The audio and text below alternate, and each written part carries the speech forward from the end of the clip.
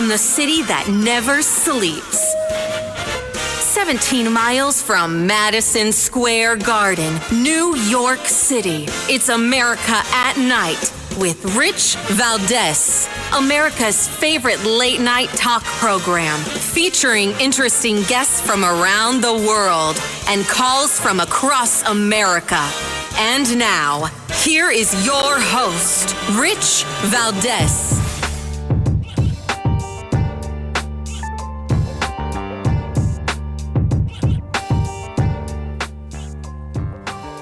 Hi there, good evening, and what's up, America? I am Rich Valdés, Valdés with an S, at Rich Valdés on all of the social media. Welcome to another edition of the program.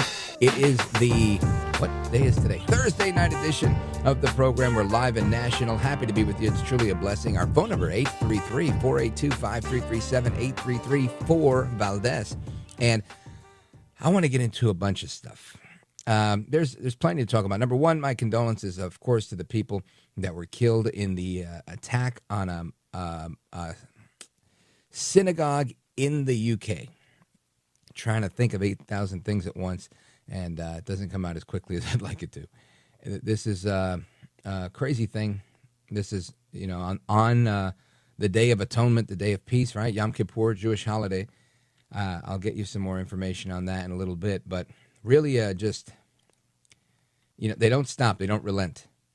Right, this is the case. This is the assailant, 35 years old, and apparently suicide vest didn't go off as planned, but there were still some casualties. As I get more information on this, I'll give it to you, like I said. But really, just horrible that this is a thing, right? You can't be Jewish. That's right. You can't be Jewish. When was the last time you heard about attacks on Muslims? Nobody's attacking Muslims. I'm not asking anybody to attack them either. But I'm saying you don't see attacks on Muslims. Yet you see attacks on Jews, attacks on Christians. You hear about in Nigeria, Christians being slaughtered, an entire church burned down over the weekend. I haven't even gotten into that yet. It was just one of those things. Thankfully, a lot of people survived, and they stood there in the ruins, and they continued to pray afterwards. There's a holy war, a jihad, if you will, and the jihad is against Christians, and I dare say Jews as well. And it's wild to see this happening again. And I never thought that I would, and I don't know that I'm going to, but right now it's a thought, it's a possibility, right, that we may reach a point where we see a modern day crusades all over again. And that is just a wild thought to me. It really, really is. Today I spent a little time with a friend. Not really a friend. He's my tailor. He was tightening up a suit for me. And he's Jewish. And we were, and he was like, I don't usually work on Jewish holidays, but we got into this whole thing. He was doing me a favor. And all in all, the bottom line here, we were talking about how there's this radicalism, what we know as Islamism, the Islamists, which is not every Muslim, right? And I know that there's a lot of people that try to lump them all into one, and I'm not there. I'm not that person. And we had Zuhdi Jasser on a couple of nights ago from the American Islamic Forum on Democracy. Zuhdi Jasser's not trying to kill anybody. And I think there's plenty of Muslims like that. And people always, yes, Rich, but you don't understand. It's about taqiyya. And I do understand. I understand that there are different sects of Muslims that have not only different interpretations, but also there is an entirely different Quran, that one that kind of predates the other, where one kind of embraces violence and the other one doesn't. And again, I'm not a scholar on the Quran, so I don't speak authoritatively on that. This is just some cursory research I've done. But the point of what I'm saying is, we've gotten to a place where it's not just Islamism that is a threat. And again, this is a threat in the Middle East as well, right? This is the reason the Palestinian state, known as Jordan, they don't accept the people from Gaza. This is the reason why the Egyptians, who are Muslims as well, also don't accept the people from Gaza. And they've put up a 7-layer border with border wall, border fence, armed guards, and everything. And that was the first thing for me to say, hold on a second here. Why on earth would you prevent your Arab brethren from seeking refuge in your country? And of course, you look into it and you see that the Hamas people aren't really welcome because of issues that happened with the Muslim Brotherhood as a quote unquote political party in Egypt. And similarly with Jordan. So they said, no, we're not messing with you guys. And that's why you've got this war going on. And, everybody's talking about women and children, and these states will not accept them as refugees. And the whole thing is really just heartbreaking. But I understand every nation has a duty to protect their people, their citizens. And if the people that are trying to enter your country present a threat, doesn't matter who they are, you have to say no. And that is ultimately what I think the United States has been doing for the last 9 months under President Trump's leadership, saying no to people that are trying to come into our country because they potentially pose a threat. And the most immediate threat, we are overextended. Our government today is shut down over the issue of providing health care for illegal aliens. And this is a fascinating point, right? Because while the left is saying, no, it's not that, I don't know about that, I haven't heard about that. If you literally call the White House, there is a recording on the White House switchboard. Listen to this one. Hello, America. This is White House Press Secretary Caroline Leavitt. Democrats in Congress have shut down the federal government because they care more about funding health care for illegal immigrants than they care about serving you, the American people. Until Democrats vote for the clean, Republican-backed continuing resolution to reopen the government, the White House is unable to answer your call. So there you go. The White House is open for business, but it's not, right? I'm sure President Trump is doing his thing. I saw him in there with a bunch of people. The press corps was in there. But the people that operate the White House switchboard can't come to work. Why? Because the Constitution says that there has to be a shutdown if you don't have a continuing resolution or a balanced budget. And again, who voted against the continuing resolution 3 times? The Democrats. That's not me being a partisan. That's me telling you the facts. Now, of course, AOC all out crazy. She's got a different take on this. She says that the reason the government shut down, well, it's really because Trump wants children to be dead. Listen to this. I will say, because I saw some senators speculating about this, and I saw some Republican members of Congress saying, oh, well, if we have this shutdown, it's because of AOC. Well, if that's the case, my office is open, and you are free to walk in and negotiate with me directly. Because what I'm not going to do is tolerate 4 million uninsured Americans because Donald Trump decided one day that he wants to just make sure that kids are dying because they don't have access to insurance. That's what's not going to happen. You know, Congresswoman AOC, I wanted to do a quick search. I used Google to see where are these kids that are dying as a result of not having insurance. I just wanted to know where they are, where they've been. And I couldn't find them. And it was so funny. Gemini, the AI tool on Google, was almost arguing in favor of AOC, saying that while it couldn't provide specific instances, there are models that prove that if you don't do this, if you don't do that, it leads to negative outcomes. And I said, well, what are the negative outcomes? And can you name them with specificity? And it wouldn't do it. And it's literally amazing how it's you against the world, right? Really, when you are a conservative, when you are trying to do the right thing, when you are part of MAGA, it is you against the world. I don't know how El Trompito does it. It's got to be by the hand of God, because otherwise it would be very, very difficult for him to do anything. I mean, they're just constantly coming at him. Anyway, I want to get into that. I also want to talk about what's going on with Netflix, right? You got Netflix that's got these films, or not films, they're like shows that are depicting some really crazy stuff. And President Trump also earlier in the week announcing tariffs on any movies that are being made outside of the United States. hitting Hollywood kind of hard. I want to learn more about that from the actor who played Hercules. He's scheduled to join us shortly, Kevin Sorbo. Don't go anywhere. This is America at Night with Rich Valdés.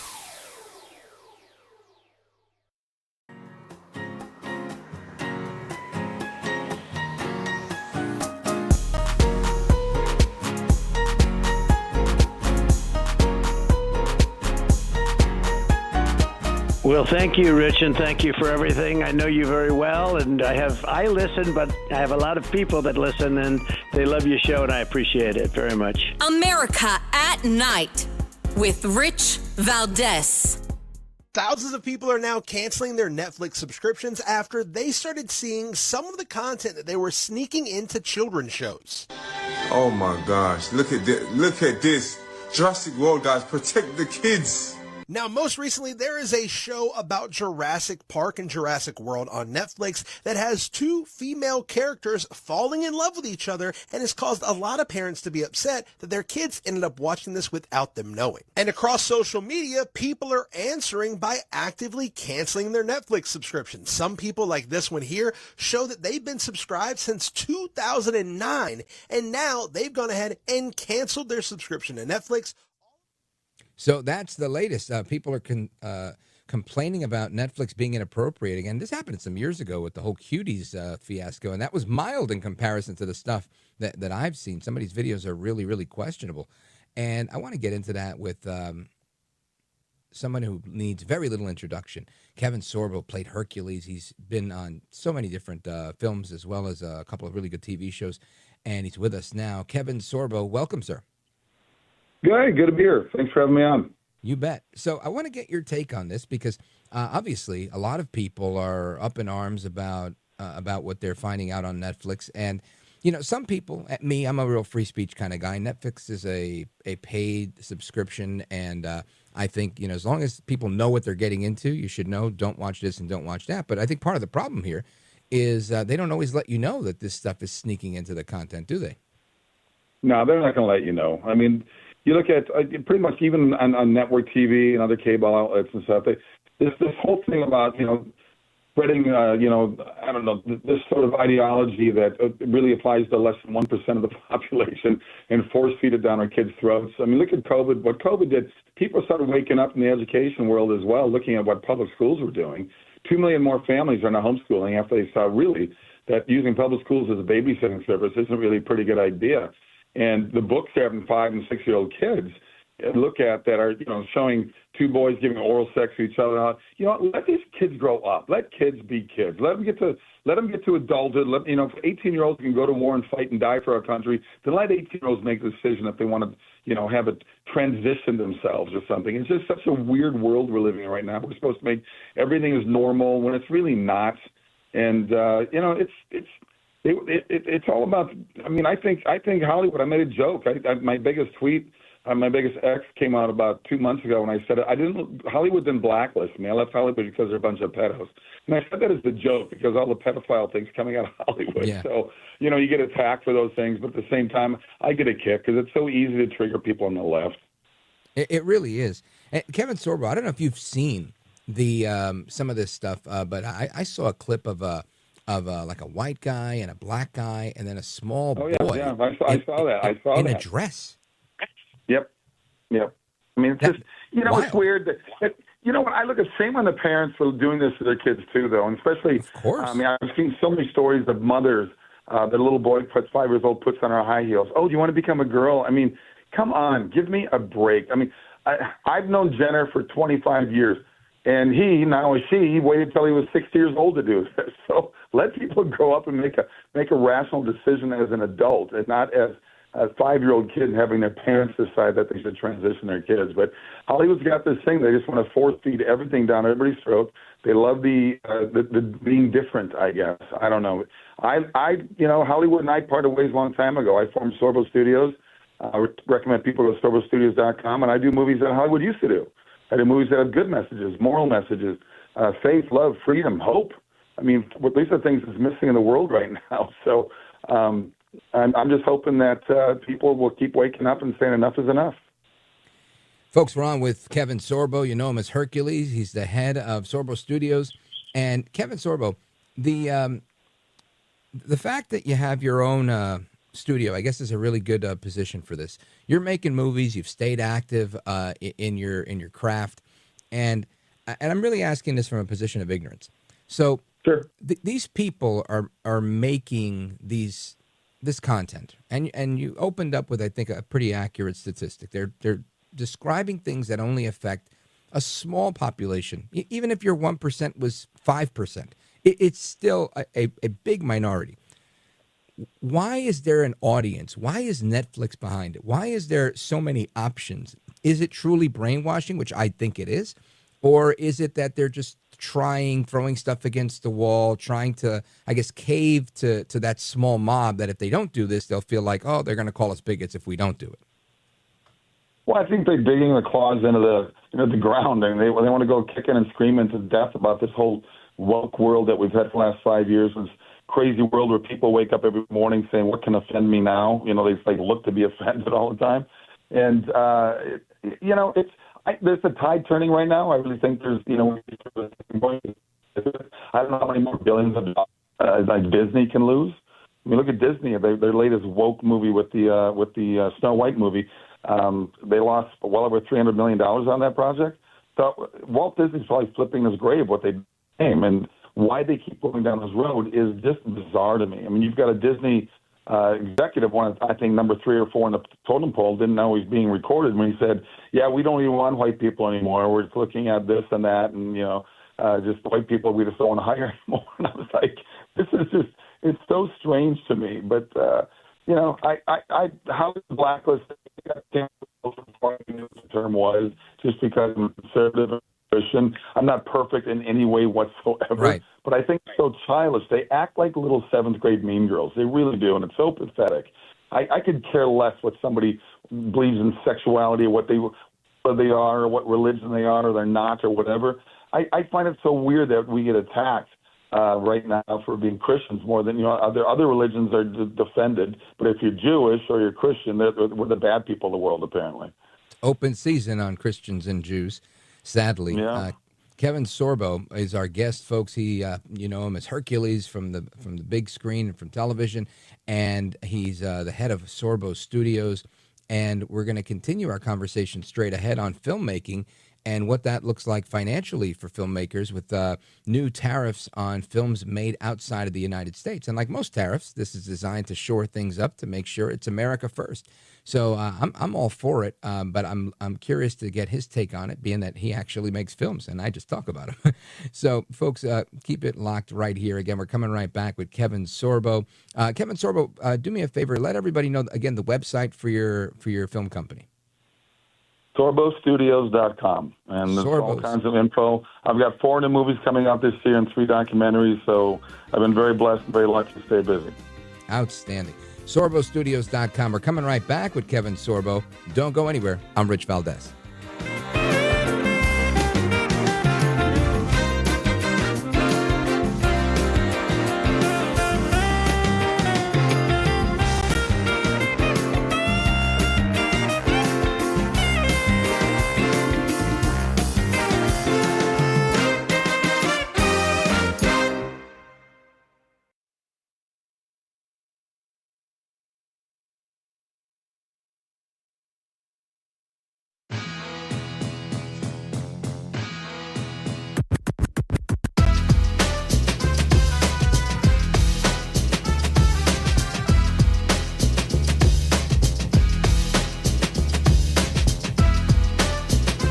The best guests, the best opinions. This is America at Night with Rich Valdés. President Donald Trump announced on Truth Social that he will be imposing an 100% tariff on foreign-made movies. Our movie-making business has been stolen from the United States of America by other countries, just like stealing candy from a baby. California, with its weak and incompetent governor, has been particularly hit hard. Trump claimed on September 29th, adding, "Therefore, in order to solve this long-time, never-ending problem, I will be imposing an 100% tariff on any and all movies that are made outside of the United States. Thank you for your attention to this matter." The 79-year-old did not specify how the tariff would be imposed or when it could take effect. It's also unclear on whom the burden of the tariff would fall, and as Reuters reported, what legal authority the president has to enact it. His latest post on the topic comes more than 4 months after he initially threatened a tariff on foreign-made films in May. Following Trump's announcement, California Governor Gavin Newsom responded. The governor replied to a post about Trump's threat on X with 2 headlines alongside the text, "Almost like we know what we're doing, almost like Donald Trump absolutely does not." The headlines attached read, "TV producers flock to California's expanded tax credit," while the other read, "Hollywood studios' stocks fall after Trump foreign film tariff vow." In July, Newsom expanded California's film and television tax credit program, according to a press release by his office, which added, "The move more than doubles the program's annual funding from $330 million to $750 million. So that's the report there, and it goes on for a little bit, but you got the gist of it. 100% tariff on these films. This is a good idea, in my opinion. I think anywhere you can try to shore things up, you can. But again, I'm not a filmmaker, so I want to bring in Kevin Sorbo. He played Hercules. He's the head of Sorbo Studios, and he's got 4 movies coming out this year and a documentary. Kevin Sorbo, talk to us about the math of this, right? Does this make sense to you? Well, it's a great idea. I mean, a lot of, productions moved up to Canada for decades now. In fact, I shot a series, my second series, Andromeda, from Gene Roddenberry up in Vancouver 5 years. And they have, look, Hollywood terms it themselves. It's called show business. It's not show. It is a business. You're going to go where you have the best deals. So the reality is, I think other states should jump on board what Georgia's doing. Georgia's #1 place to shoot in America. They get the best tax credit. But if you go to Canada and you get a 30% tax credit plus 25% on the dollar, and you got a $300 million movie, you're going to get back basically half of that. It's pretty hard to say no. So I don't know how you can do it, and I get it because I say the same thing about keeping things here. I know George Clooney made a comment, and that's one of the few times George and I will be on the same page, because he wasn't not going negative about Trump. He just said, well, it sounds like a great idea, but you got this, make this happen, and that happen. But you can't do movies like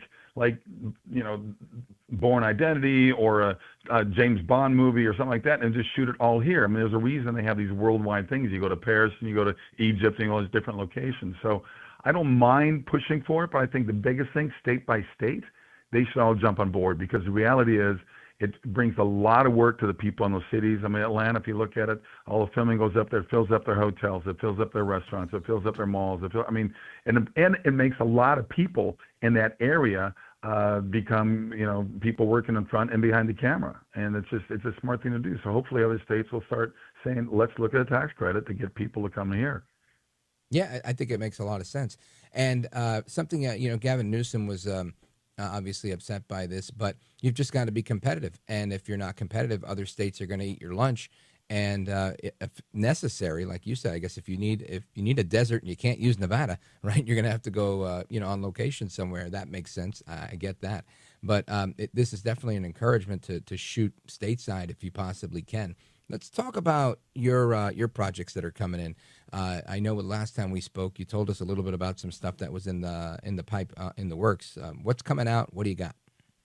Well, I'm actually filming here in Chicago right now as we speak. I'm in my hotel room. I got 2 more days left on this movie here. It's an action movie. I play a good cop, and the good cop wins. They take the bad guys down. We're not going to do what Hollywood does and glamorize the bad guys. So, but I do have. I've got a wonderful documentary coming out in November, and that one deals with the Last Supper. Ingenuity Films did it, Brent Miller's company, and I co-produced it through my company and also narrate it.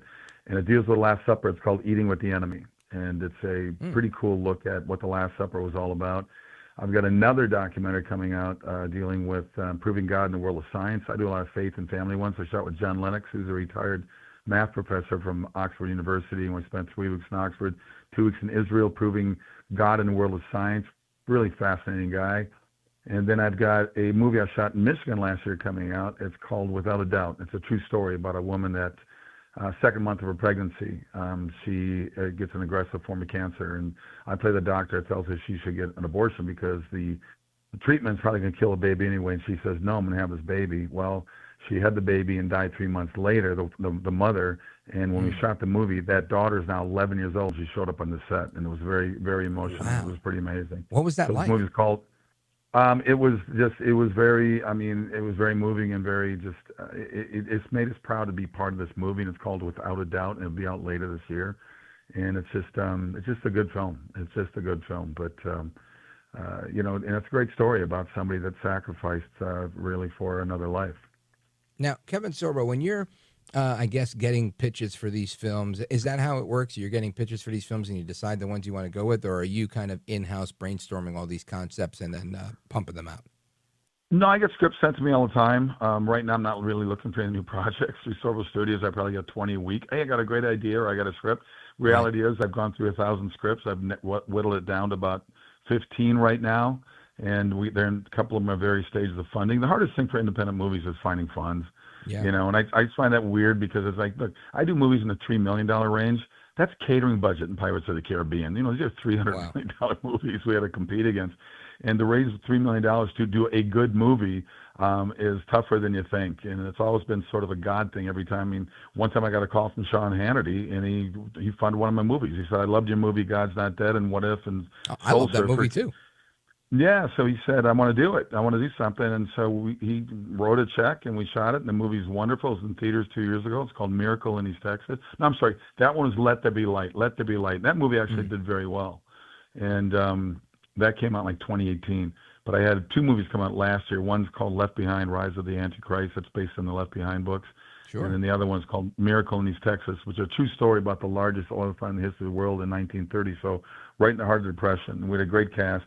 And it's just a lot of fun. There's a lot of good humor in the movie as well. And we shot that in Canada. I was talking about runaway production. And I showed it to a bunch of oil guys in Houston. They said, I know you shot that. And I said, no, you don't. They thought we shot it in East Texas, and we shot it in Canada. And they were all like, what? And I go, well, you guys didn't fund it. I would have been happy to shoot here if you funded it. So we got, we raised just enough money to go to Canada to get more bang for our buck. So, it was just kind of funny. So I hope I woke up some people anyway. When you're making these decisions for, what movies you're going to run with, how do you make them? Is it stuff you like, stuff that you do market research on, stuff that you can distribute? How does that formula look? Number one, I like true stories. I love true stories. I love stories about triumph over tragedy, finding redemption. Like I said, we live in such a crazy, angry world right now, and I want to do movies that. I think people are getting more sick of these movies that they have the same thing over and over again with the special effects. The 50% of movies are special effects. You see another one of these action movies, these Marvel movies, another 3 buildings fall down in New York City. I'm sitting in a theater going, well, that's 2 million people that just died. Nobody's talking about that. No buildings left. It's like, but and it's fun. It's a good roller coaster ride. But I like movies that Hollywood used to do, movies that have stories of characters maybe you can relate to, or storylines you can relate to, and you walk out of this movie theater and say, wow, that's awesome. I get stopped to airports, hotel lobbies all the time, and people, it's not Hercules anymore. It's, we love your movies you do, because I know when you do a movie, I can bring my family. To me, that's a bonus. That's nice. That's really nice. Kevin Sorbo, let everybody know how they can follow you on social and how they can engage with Sorbo Studios. SorboStudios.com is a great place to go to get all kinds of things. And my wife, it's her site along with mine. We both do quite a bit of speaking events, and we're staying very active within the industry. And also follow me on X at KSorbs. So KSorbs on X. I'm finally getting back on Facebook after Zuckerberg and his minions took me down 4 years ago for posting the truth about COVID. But I lost over 4 million followers, and they wouldn't let me back on until now because everything I said, of course, came true. So, but God forbid, we live in a world that doesn't like the truth anymore. So you need to do a documentary on that. Oh, I should. It's just too funny. I mean, it's just amazing to me, these people that. Well, I disagree with you because Charlie Kirk was a dear friend of mine. Speaking of that, he gets assassinated for what? For having friendly debates on college campuses. I mean, it's so sad. It's unbelievable. Kevin Sorbo, Hercules, head of Sorbo Studios. I want to thank you for being here. Godspeed to you with your projects. Thank you, sir. My pleasure. Have a great day. Have a great night. Have a good one. Take care. Yeah, good night. Bye. And amigos, we're coming right back. Your thoughts, your calls, and comments straight ahead. This is America at Night with Rich Valdés. Call now, 833-4-VALDEZ. That's 833 833-482-5337. 833-4-VALDES. That's Valdez with an S.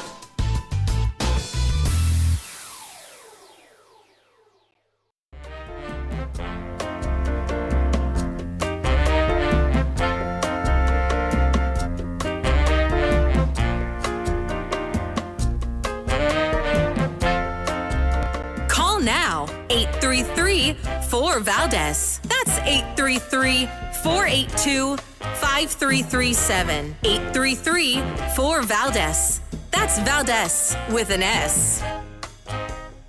All right, amigos, to the phones we go. Your thoughts, your calls, and reactions to everything that's going on. Again, just a recap on some of the crazy that's going on out there. Big bombing, killing. A couple of people killed during Yom Kippur at what was an attempted bombing. I guess they wanted to do more damage than they did at this synagogue in the United Kingdom, as well as the leader of Hamas saying, no, thank you, keep your plan, I'm ready to fight. The Pope saying this is truly the most realistic plan for peace, the Trump plan, and I don't know what's going to happen tomorrow, but I'll give them to you now. My thoughts and prayers are with the families in Gaza, and I really do pray for peace there. We're talking about Hollywood. We're talking about President Trump's tariff on films that are made abroad, as well as the illicit content that's being pushed on Netflix, targeting kids between 3 and 6 years old. Yet parents seem to either not know or not care. Let's hit the phones. Let's go to Denise. Denise is in Fort Lee, New Jersey. She listens to us on WOND 1400. Go right ahead. Hi. Well, first of all, I have to tell you that Fort Lee used to be the film capital of the U.S. in the 1920s and 30s. Really? I didn't know that. Before there was Hollywood, there was Fort Lee. Huh. Who knew that? I knew that there was a big studio in Queens, Silver Cup Studio, and that was a really active before, like it's been there forever since I was a kid, but I didn't know anything was going on in Fort Lee. That's pretty cool. Oh, Fort Lee was the first film capital. As a matter of fact, I'm 75 and I live in Richfield, but I live with my son. But every day I'm in Fort Lee because I belong to the VFW post there, and we have coffee every morning, 7 days a week. Thank you for your service. Oh, thank you. So when I was a kid, growing up in Fort Lee, I'm 75. So when I was 7 or 8 years old, we used to walk around town with our bikes, and there was only 8,000 people in Fort Lee at the time, and I would say about 1960, there were still film studios, the big Black Maria type studios in Fort Lee. Wow. There was Century was 20th was on Main Street near Holy Angels.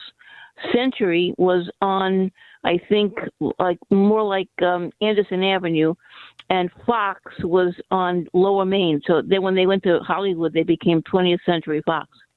Look at that. Unbelievable. Mm-hmm. You just took me to school. I never knew that. And in probably a week, I don't want to say it prematurely, but I think I'm going to be named the Fort Lee Town Historian. Wow.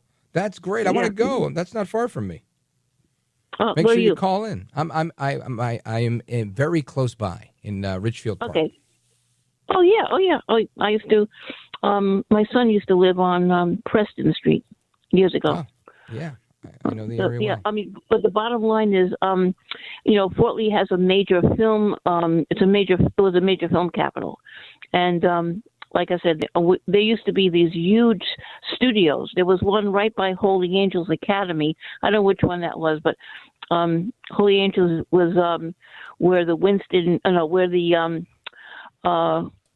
there's a big apartment complex there now. It's on Main and about Main and Anderson, Main and Anderson, Fort Lee, and it used to be. I'll tell you this, Denise. When your swearing in happens as the town historian, I'm happy to go if it's open to the public. I'd love to be there to cheer you on, and just give a call and speak with one of the producers. Let them know where it is, or you could give them the address now before you hang up. and they'll talk to you now and get it over to me, and I'm happy to do it. Congratulations to you, and thank you for your call. Amigos, we will continue with your thoughts, your calls, and opinions straight ahead. This is America at Night with Rich Valdés.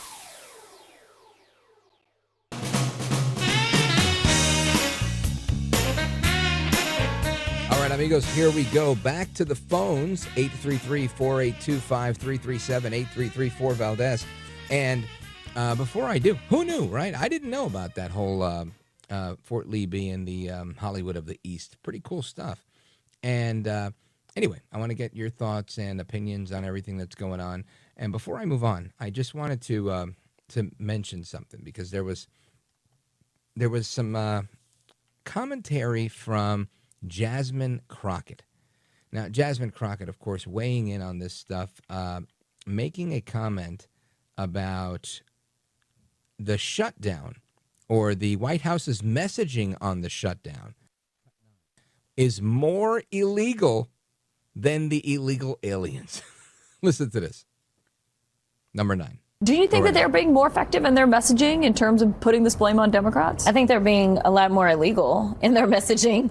The first thing that I wanted to know was, how can this not be a violation of the Hatch Act in some way, right?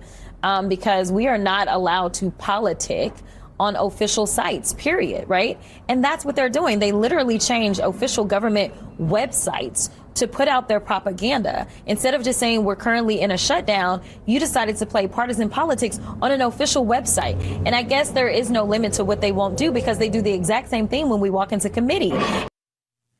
So what are you going to do, Jasmine Crockett? Are you going to sue them? I'd love to know, because I think that I've been watching Democrats do this forever. Right? I'm 47. I've been observing politics since my early 20s.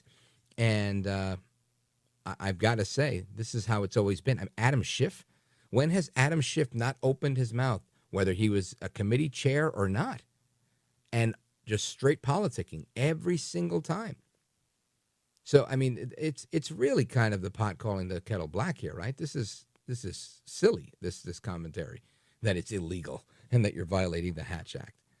What really is the question here is there not 3 votes by the Democrats to shut down the government? 3 proposals by Republicans who are the majority, and said, here is a continuing resolution to continue the government. And Democrats said, no, we don't agree with that because of X, Y, and Z. We're voting against it. And you get a shutdown, right? Because they were like, hey, let's make a deal. And they said, we want this. They said, you're never going to get that. Be more realistic. They went back. I mean, just imagine you're applying for a job. You apply for a job, and they're like, all right, I'm going to make you an offer. And they offer you X. And you go, oh, no. I won't work for X. I'll work for this. And they go, no. We don't have a budget for that. Like, that money doesn't exist in this company. So we're way off here. And they go, all right, then I don't need your job. And now you can do that if you want to walk away from a job. But if you don't have a job, or better yet, if you absolutely have to keep the government open because the Constitution says you can't have a government without a continuing resolution or without a balanced budget, then what do? Did any of these politicians that voted against keeping the government open, the Democrats, did any one of them get elected to shut down the government? That's my question. I'm pretty sure most people elected them to represent them in government so that they would have a government that's of the people, for the people, and by the people. And they have failed miserably. Amigos, I will continue my talking because that's what I do, but in some places, this is the end of the road for you. In others, there's more to come straight ahead. Either way, hasta la próxima. Take care. Good night. God bless you, America. I'm Rich Valdés.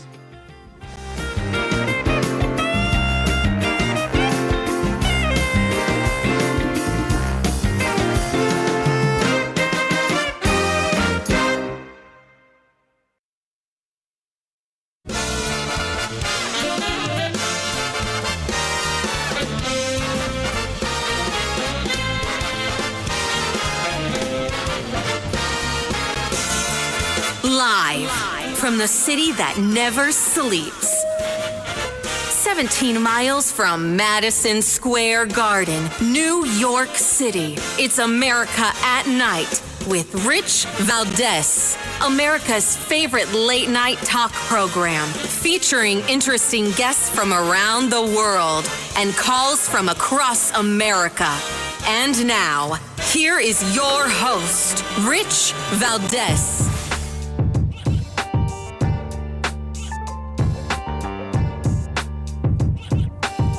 Hi there, good evening, and what's up, America? I am Rich Valdés, Valdés with an S, at Rich Valdés on all of the social media.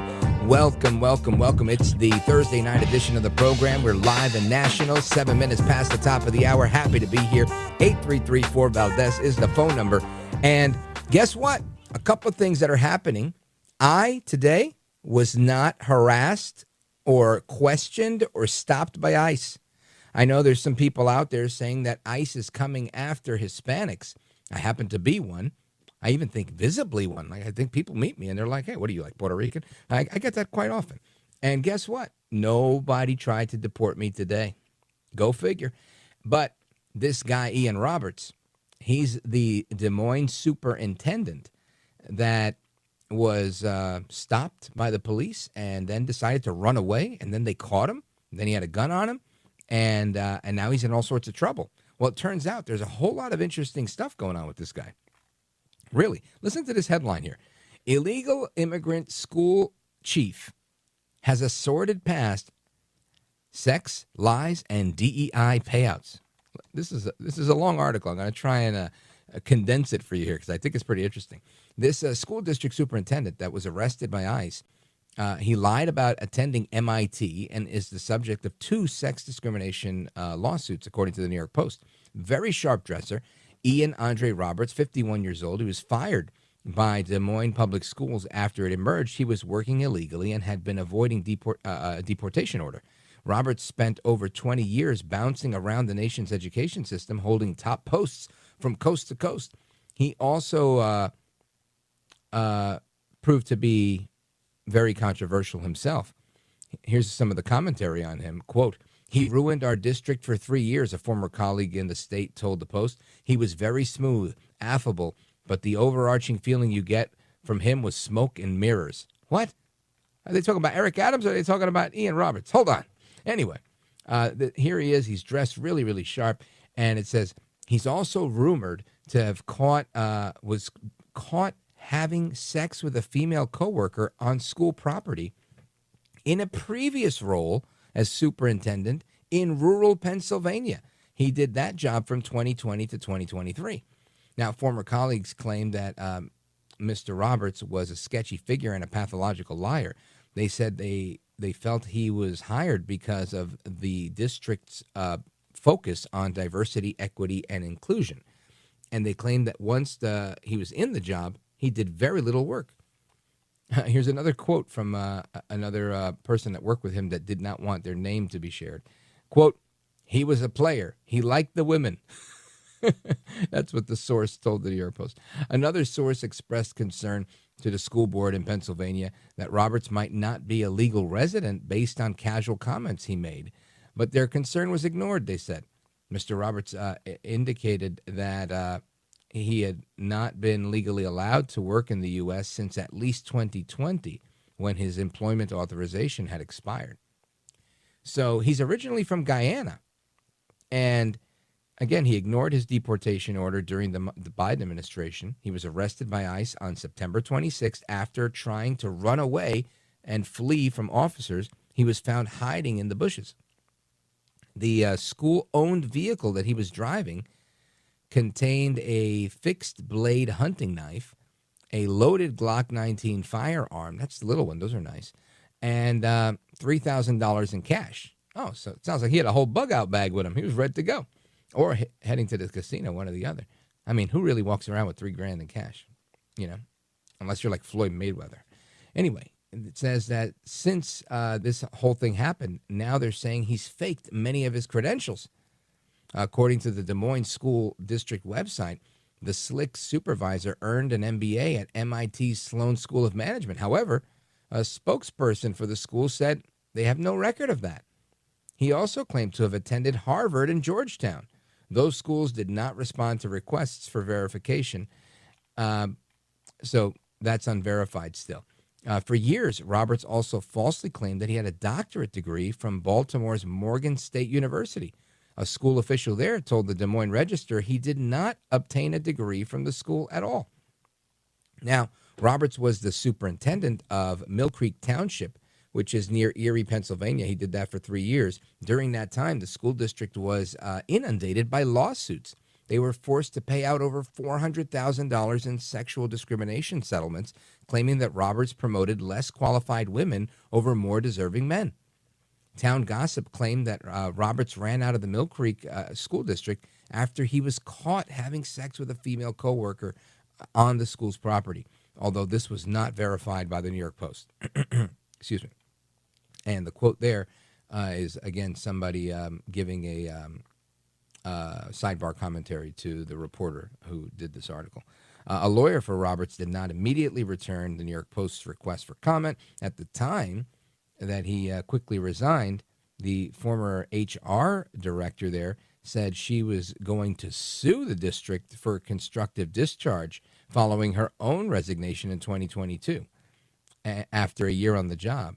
Constructive discharge, according to the Labor Department, applies to situations when a resignation is involuntary due to a hostile or intolerable work environment. So even the HR director had it in for him and quit. That's pretty crazy. I mean, and it goes on and on about just different complaints from different districts. Apparently, this guy's like a con man, and he's made his way around the country in different school districts doing this high-level work. I mean, you got to give it to him. The guy is extraordinarily sharp. He's really good at fooling people until he ran a red light or whatever it was that happened. That part is the part that is just wild to me. Anyway, once he started this job, people started asking questions. And some people were happy with him being hired because they were promoting the DEI perspective. So they were reluctant to address any of the issues that arose from him being hired. And another interesting thing here, I'm looking at a photo. This is a photo taken in 2000. In between earning his degrees in the United States, Mr. Roberts became an Olympian competing in the 2000 Sydney Olympics, representing his home nation of Guyana. How about that? So the guy is an Olympian. He's in terrific shape. He's running red lights, getting pulled over, hiding in the bushes with a loaded Glock and $3,000 in cash. Now, again, I think everybody should run around town with a loaded Glock. So that part I'm not too concerned about, unless he wasn't allowed to have it, which it seems that might be the case. And we have a little clip on that. There was a press conference today at a church addressing a lot of this stuff, and his lawyer is the one kind of giving his defense here. So the audio on this is not that crispy. That's just the way we got it, and Mr. Good did what he could with it, and this is the best it's going to sound. Check this out. I was pointed out that I should mention the one charge, which is public record now. It's a firearm while you're an immigrant. That's the charge. That's the only charge we have right now. So just think about it and put it in context and the optics of today's day. It's a firearm that an immigrant has, and the argument is that immigrant should not have had a firearm, okay? But we're in touch with all the key people. All right, go ahead. Okay, what I wanted to ask you is no one has ever said how this started. Supposedly he's driving down and they just stop him, and the next thing you know, ICE has him and everything. What, he ran a red light? And because he ran a red light, all this evolved over that. Is his name on a list, or what's going on? Well, that's amazing. Nobody said he just was stopped. That's for what? Good, for us? That's a very good question. We can't get into the facts at this point, though.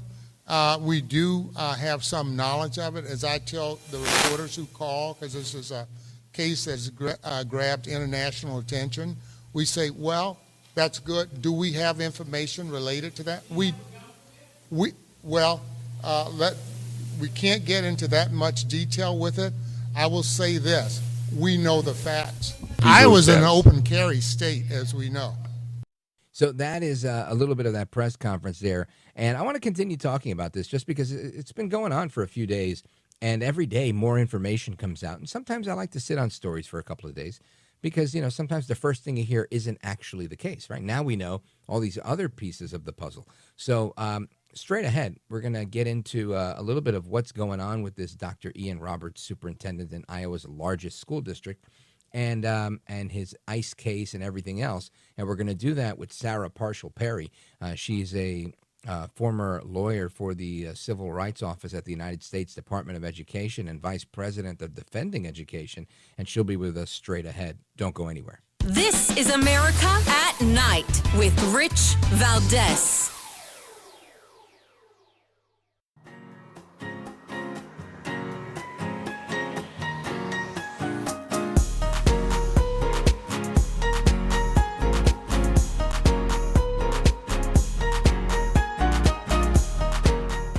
By the way, your ratings are up. Congratulations. Somebody. It's always nice to check. I like to see, even if they're friends, I like to see how are they doing. Are people listening, right? That's right. But you're doing great. America at Night with Rich Valdés.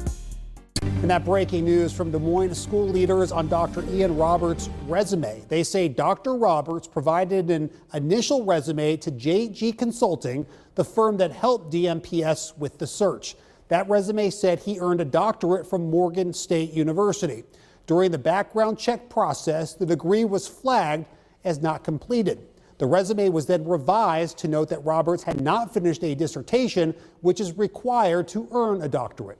Board members had that revised resume throughout the interview process. School Board President Jackie Norris said in a statement tonight, the Des Moines School Board is also a victim of deception by Dr. Roberts, one on a growing list that includes our students and teachers, our parents and community, our elected officials, and Iowa's Board of Educational Examiners, and others, end quote. The district also tells KCCI Trident University was listed on his resume for a doctorate of education degree.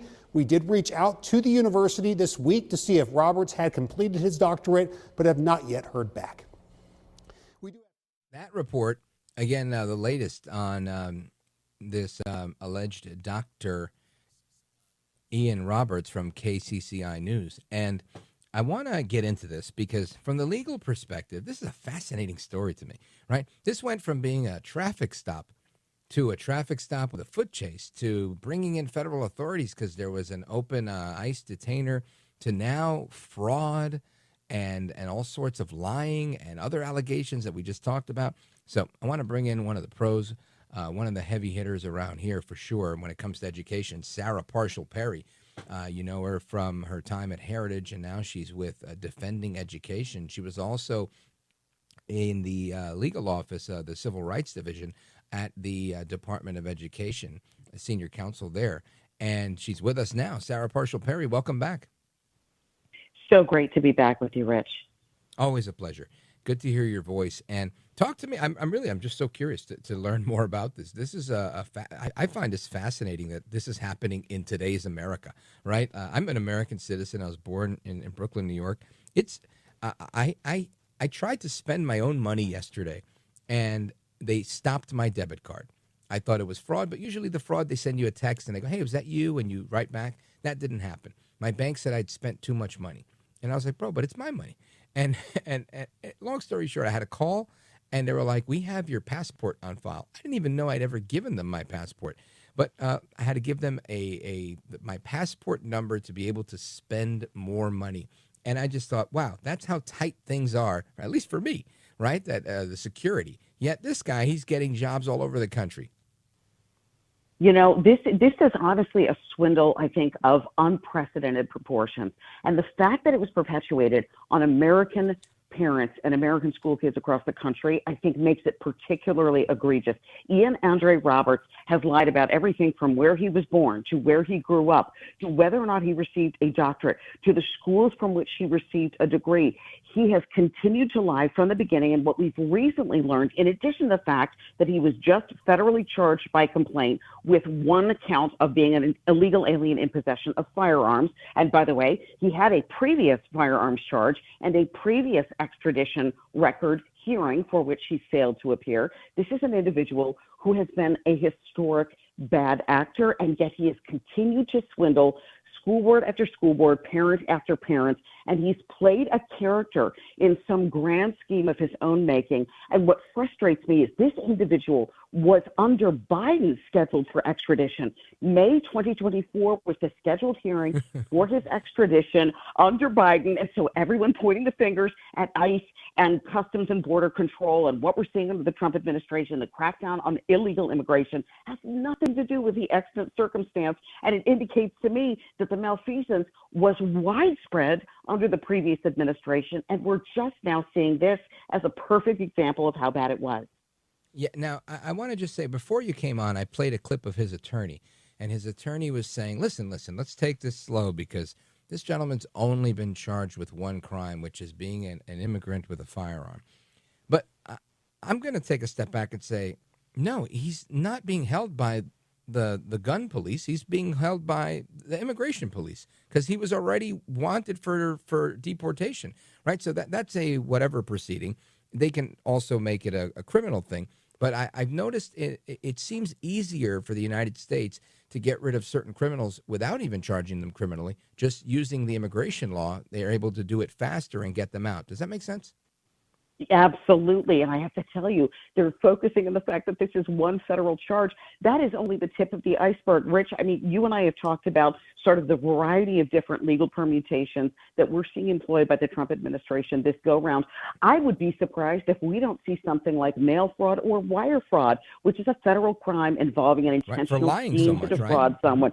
Bingo! To defraud someone using interstate or electronic communications like the internet or email. If he corresponded with the school board or with the search firm, told them he had a degree he didn't, told them he had credentials he didn't, my friend, that is wire fraud, and that, I think, is the beginning of the end for this individual.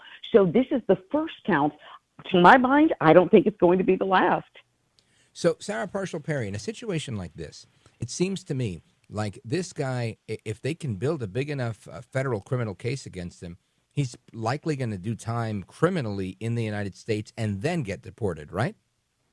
Absolutely. He'd have to serve time first in the United States. And as we see these charges mount, and like I said, this is the first of what I anticipate will be many criminal indictments, we are going to see him serve time here for crimes he has done against the individuals, the citizens of this country, the parents, the teachers, the recruiting firms, the school board members. And I have thoughts on Jackie Norris, as I'm sure you're not surprised, but she herself admitted they recognized he did not have the requisite credentials, and then told everyone that they were calling for radical empathy. I'm sorry you have an illegal immigrant who is a known felon, has already been convicted for firearms violations, and you have this individual in charge of the largest school district in Iowa. This does not make sense to me. No bueno at all. Folks, we're on with Sarah Parshall Perry. She's Vice President of Defending Education. And she was an attorney in the Civil Rights Division of the Department of Education. And we're going to continue straight ahead with this theme, because the mayor of Los Angeles now says that the Trump administration is going to war and hunting Latinos. I'll tell you, I'm the first one. I'm safe. I'm marking myself safe from ICE. But when we come back, we'll have some conversation on that as well. Keep it locked right here. Rich Valdés coming right back with Sarah Parshall Perry.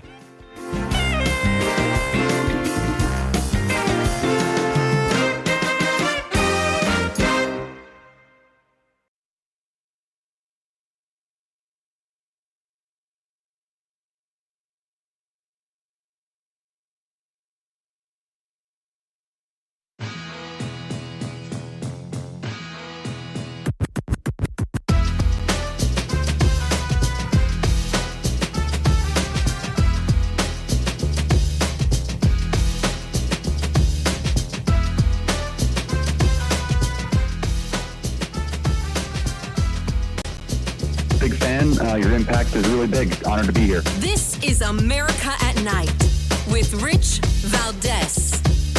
And then you have the Supreme Court, after two decisions on the local level, the state level in California, around racial profiling of Latinos, which we refer to here as the hunting of Latinos, that has created a blanket of fear around this city and has had detrimental impacts to our economy.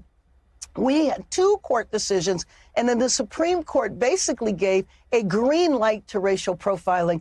They are trying to dial us back to the 1940s, and that is a tragedy for the American people.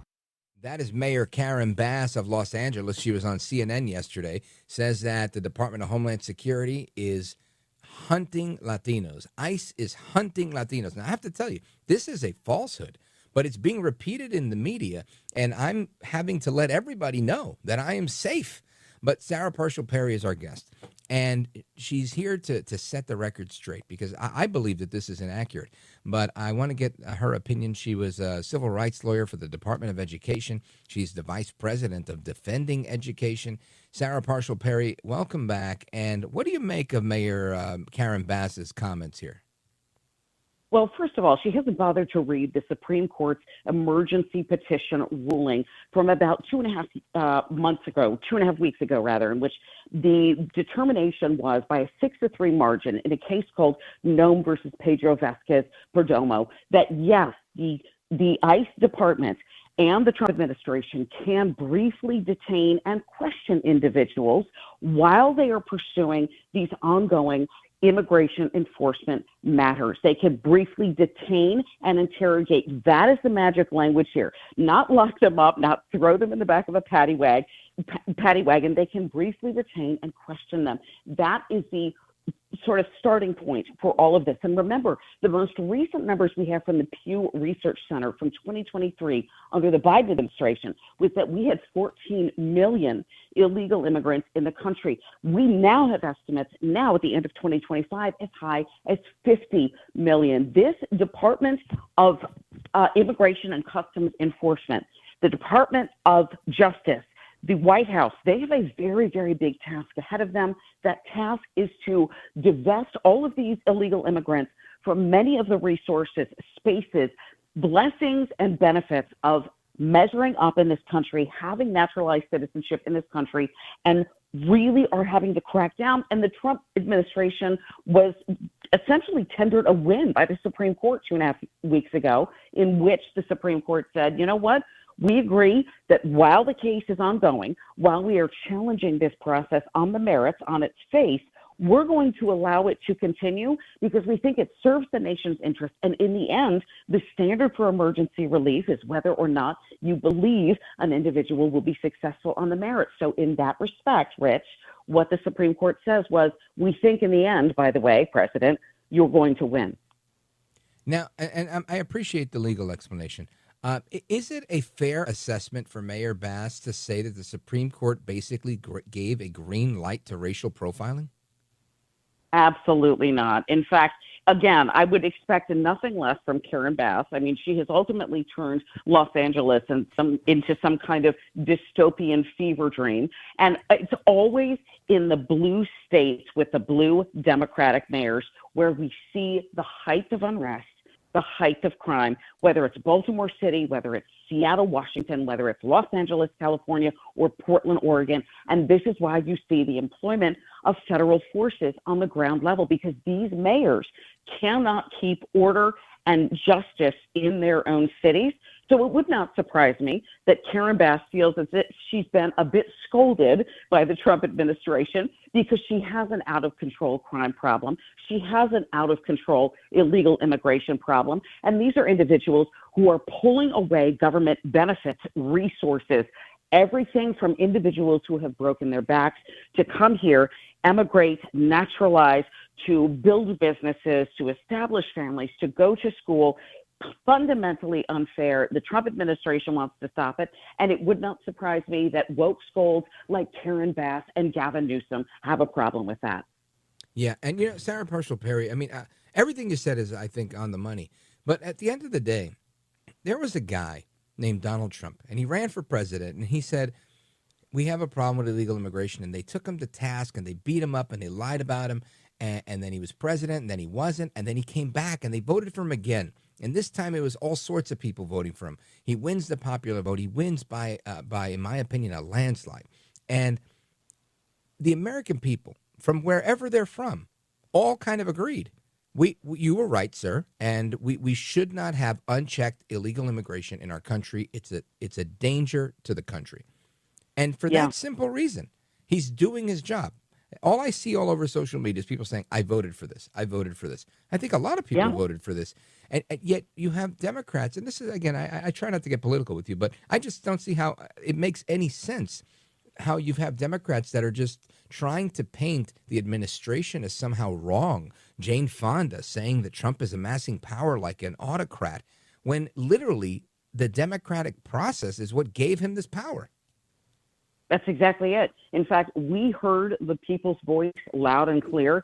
And one of the things that we know was a major driver in this past election, there were three top issues: the economy, crime, and illegal immigration. And two of the three of those are directly implicated in what's happening like in states like California, states like Washington, districts like D.C. right now. And quite frankly, even Muriel Bowser, who is the mayor of the District of Columbia, had to admit that the federalization, and by the way, it's already a federal district per the Constitution, by the way, but she had to admit that the ICE enforcement efforts and the National Guard being present has dramatically impacted for the better the crime rate in D.C., where we work and we are located. So it's exciting to me. And for the average everyday American who may not even have voted for this individual the first time around, to go to the polls, to vote for more secure borders, a better economy, safer streets, and to get everything they asked for, that is one of the reasons that California is out of step with the rest of mainstream America. Yeah, I agree with you. And let me just remind the audience, we're on with Sarah Parshall Perry. She's vice president at Defending Education. And I know that you've told us in the past about your work there, but just for anybody who might be new that's tuning in for the first time, we've picked up some new radio stations across the country. Just let everybody know what you guys are doing at Defending Education. Our entire mission is to secure a high-value, absolutely ideologically neutral education for every American school kid, from K through 12 all the way into college and graduate school. Most kids in America go to public schools. I was a product of public school. Two of my children were products of public school. And we believe that public education should work for every kid, no matter whether or not they're conservative or libertarian or left of center. We need to get ideology out. We need to get education back in. And we do that through federal civil rights complaints, federal investigations, and also federal lawsuits. And I'm loving directing the work and mission of this organization. Outstanding. Well, no better person than you. You know your stuff. You do it right. You're a mom. You care about your kids, and you care about other people's kids. God bless you. Thank you so much, Rich. That's my pleasure. Sarah Parshall Perry, thank you. Class act. And thank you for being here. Amigos, your thoughts, your calls, and reactions to everything that's going on in America at night, straight ahead. This is America at Night with Rich Valdés. Call now, 833-4-VALDEZ. That's 833-482-5337. 833-4-VALDEZ. That's Valdés with an S.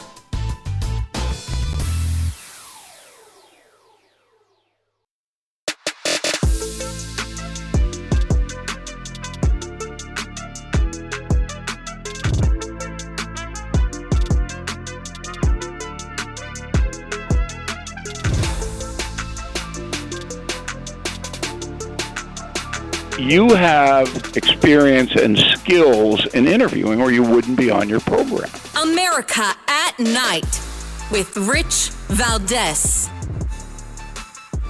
All right, amigos, welcome back. Rich Valdés, live and national. Happy to be with you. 833-4-VALDEZ. Looking forward to your calls. And I want to encourage you, if you've never called the show before, tonight's your night. Why?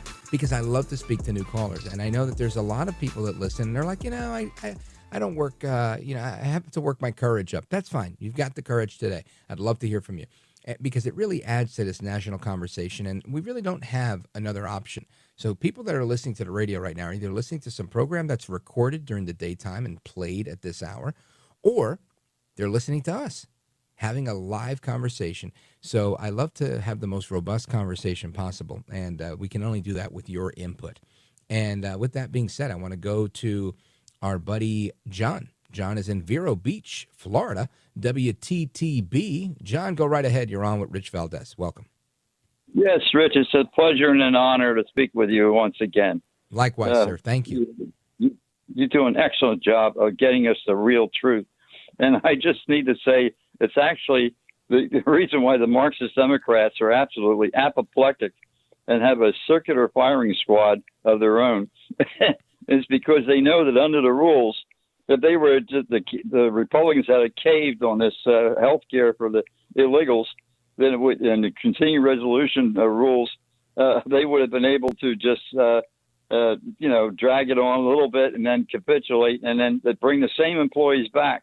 But if they shut down the government, no. According to the rules, they can start revetting all those employees, all those fetter-bedded Marxists that are in the system, and they can actually fire them and get rid of them. Yep. Yeah, and let me tell you, once that happens, those are those RIF notices that are going to go out. That is the 60-day mark. I can't imagine a scenario where the left, anybody in the Democrat Party, is going to say, yeah, give Trump 2 months of this. They're trying to hold WIC and the military and these things hostage to say Trump is allowing that to happen. But if they let this clock go into that 60th day, guess what? Now it's on them.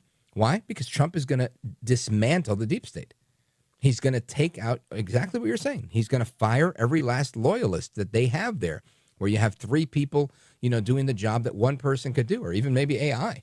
And this is what they've never thought would happen. And this is why they're saying he's an autocrat and he's a dictator and he's this and he's that, because they've never dealt with a businessman that had to deal with a bottom line, that had to fire people who weren't productive, right? You get used to that. There are people that retire from government service 20, 25 years that have never seen somebody fired for not being productive.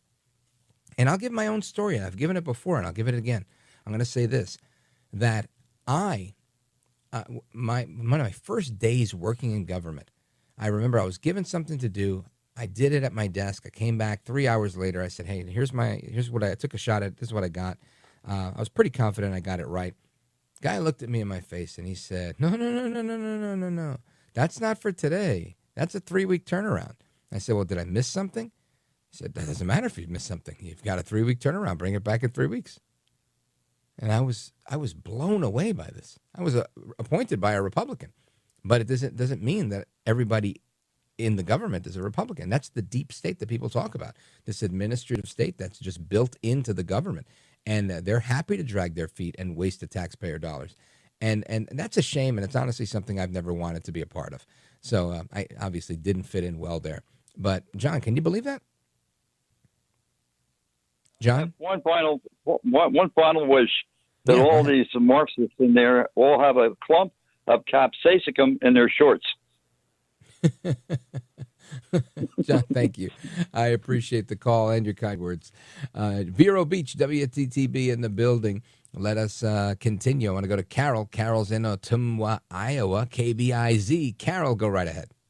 Okay, I was concerned about you guys were having some ordeal about Charlie Kirk, and it wasn't on TV, but they were going to have another oration like they did the first one. Like a memorial service? Uh-huh.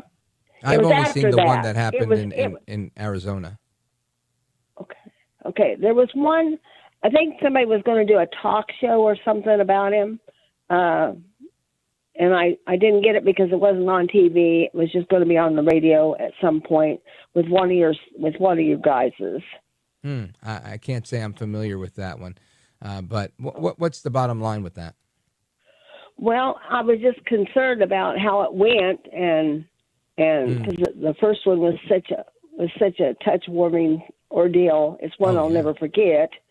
But I just was wondering, what they were going to say about the second one at some point. Yeah, honestly, Carol, I don't know anything about a second one. I can't imagine that there would be something to rival that one. That was, by all accounts, in my opinion, a perfect send-off for the late Charlie Kirk, and a great testament to his legacy and his memory. So, don't fix it if it ain't broke, is what they say, right? Carol, thank you for your call. I appreciate it. Ottumwa, Iowa, KBIZ in the building. I'm going to pause right here. We're coming right back. More calls straight ahead. This is America at Night with Rich Valdés.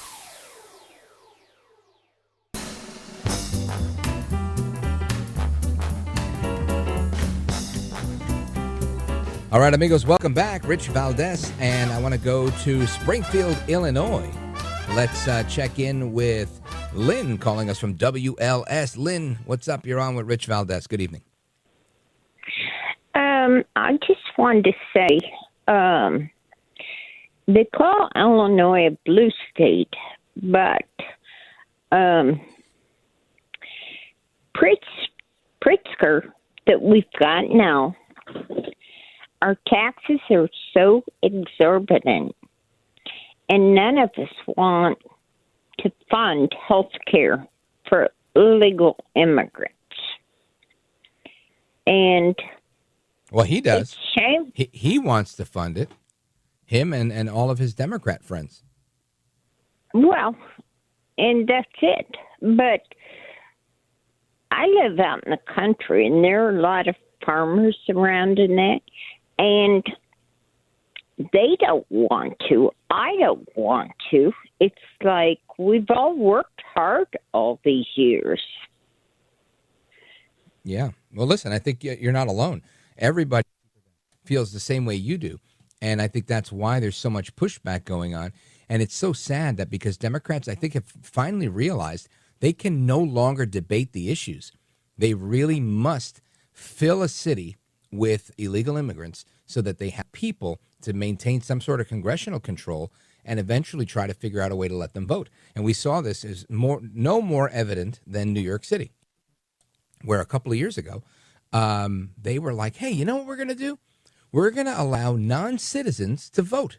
Nope, not for president, because you have to be a citizen to vote for president, but for everything else, we're going to let non-citizens vote because you know what?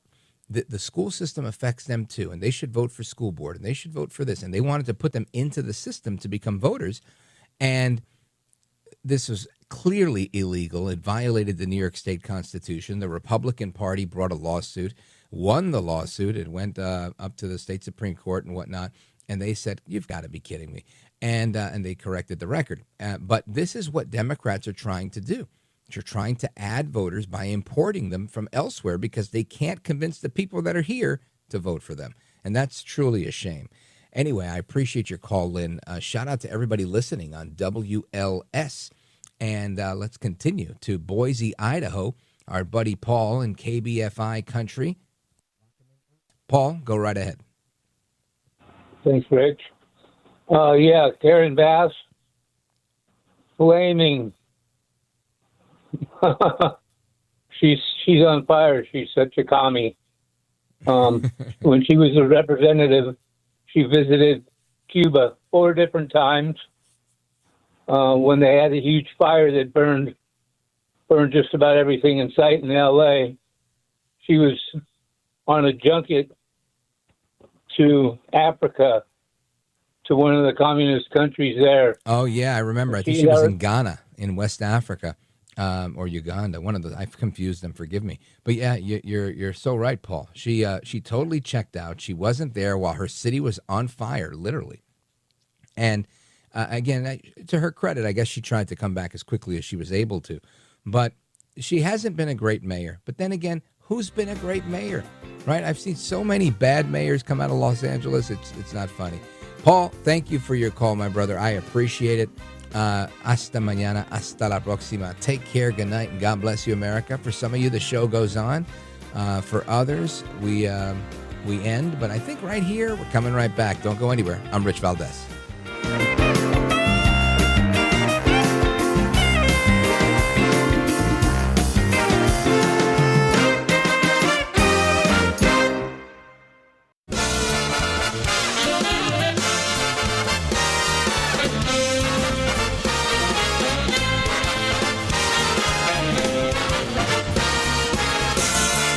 Live from the city that never sleeps. 17 miles from Madison Square Garden, New York City. It's America at Night with Rich Valdés, America's favorite late night talk program, featuring interesting guests from around the world and calls from across America. And now, here is your host, Rich Valdés.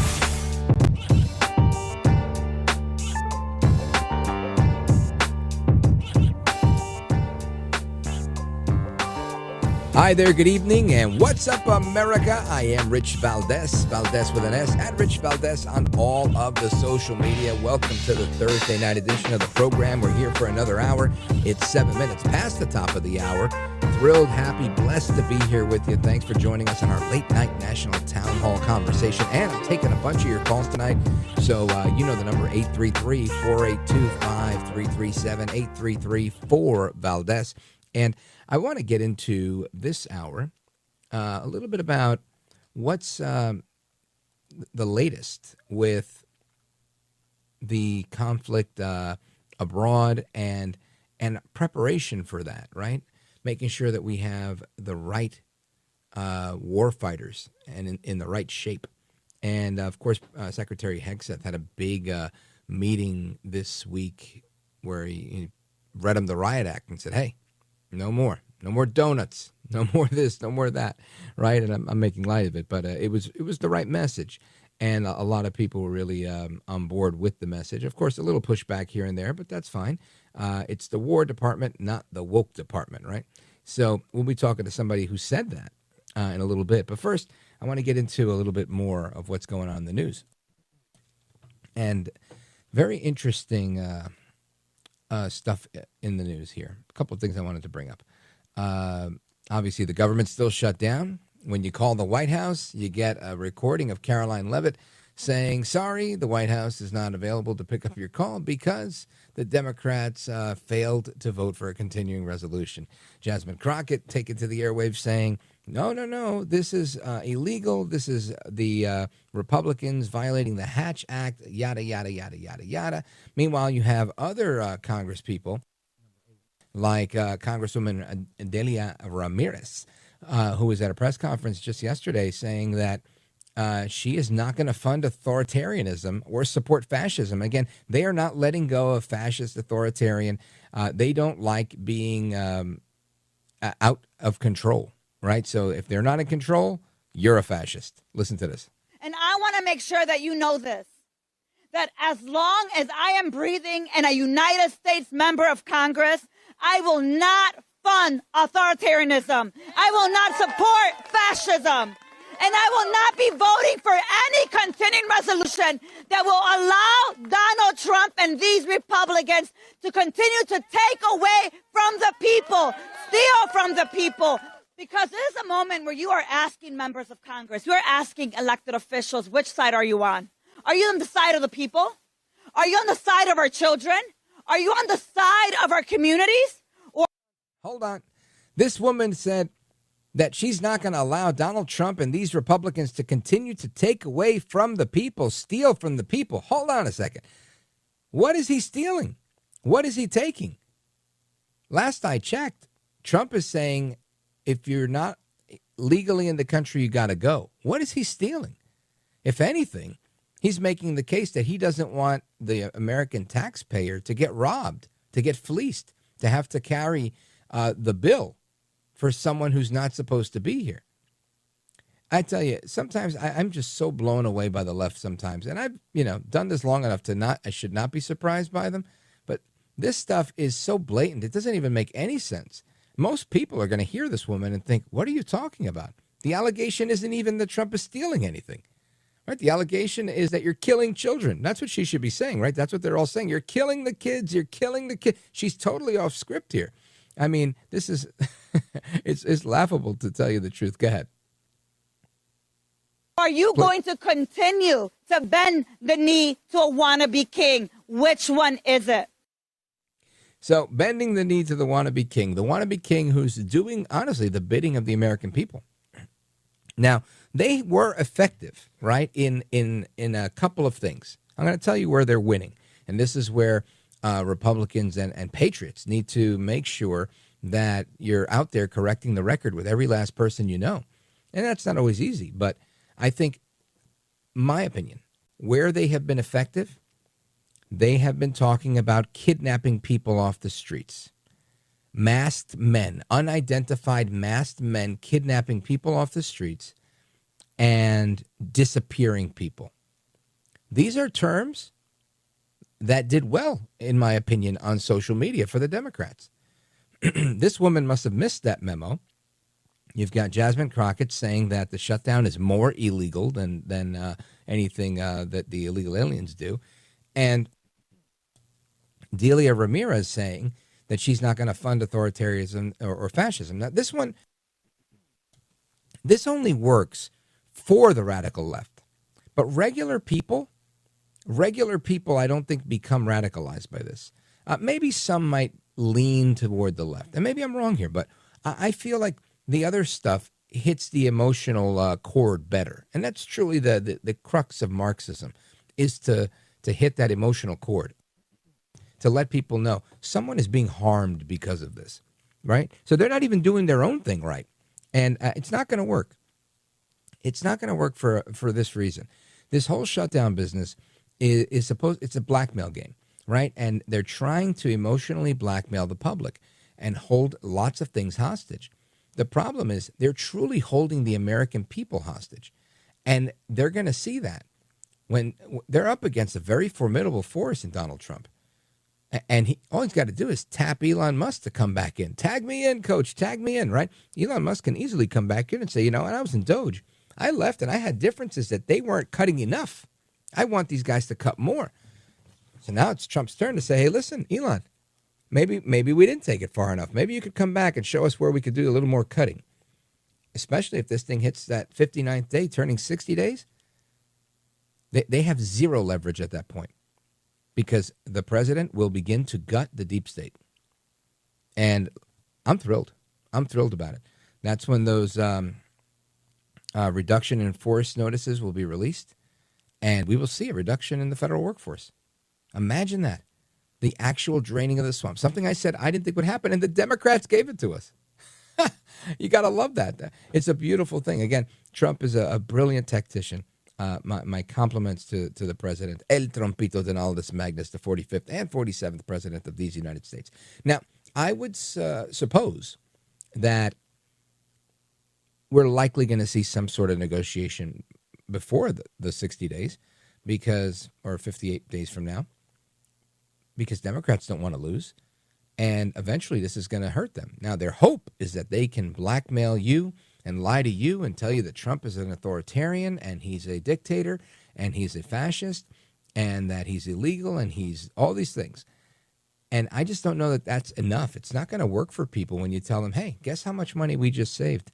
Now, I get it. There's a price tag. And again, I don't really get it, but I'll acknowledge that there is a price tag associated with putting off the work we should be doing now, the people's business. Okay, I'll bite on this. But when you tell me that we're going to have to reduce the workforce to what we can actually afford or to what's absolutely essential, and you make the case and say, look, all these other people are literally non-essential. That's why they're not here. And thank you, Democrats, for pointing that out. If they have the courage, they will steal that victory from Trump. Imagine the Democrats trying to swoop in and say, you know what? Donald Trump just saved this country, whatever, $2 trillion, $3 trillion, whatever it is, because he cut the size of government because we shut it down. And he would not have been able to do that for you but for us. Which Democrat has the courage to do that? I dare you. None of them. It's not going to happen, right? They're going to capitulate. They're going to fold. And there's no downside here for Trump. They're going to say that he's destroying WIC and that he's a hypocrite on the military, and they'll go back to suckers and losers and all these bad things. That stuff didn't work then. It's not going to work now. People aren't as dumb as the Democrats think they are. And that's really the bottom line here. So I'm curious to see the next step here.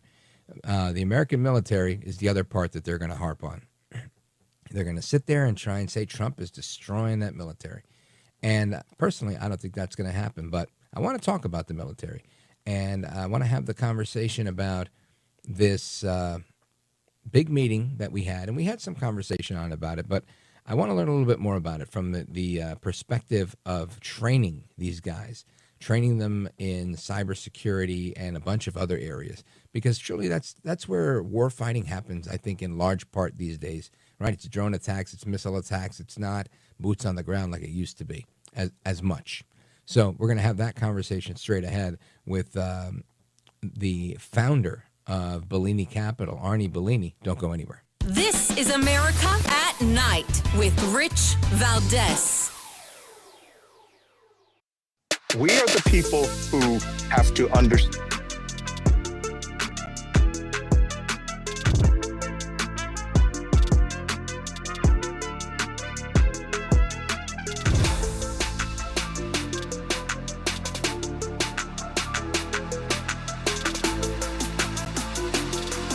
I want to listen to you, Rich, all the time. America at Night with Rich Valdés.